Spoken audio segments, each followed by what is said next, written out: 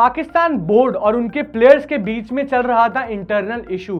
Players को नहीं मिली थी 4 महीने से उनकी सैलरीज, उनकी मैच फीस।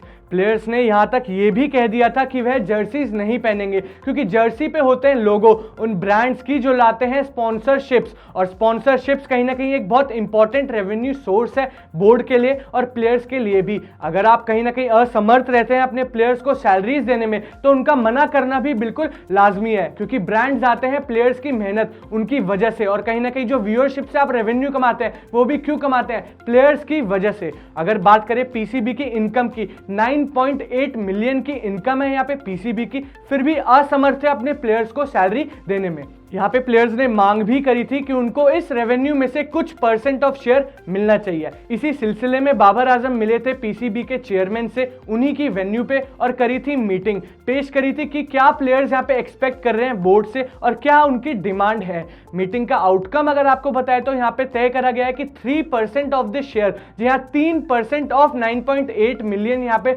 डिवाइड करा जाएगा प्लेयर्स को और दिया जाएगा जो वो डिजर्व करते हैं। अगर इसी शेयर को आपको डिटेल में बताए तो ये कुछ ऐसे है। कैटेगरी ए को मिलेंगे यहाँ पे 4.5 मिलियन इन पाकिस्तानी रुपीस, जिसमें आते हैं प्लेयर्स बाबर आजम और शाहीन शाह अफरीदी जैसे प्लेयर्स।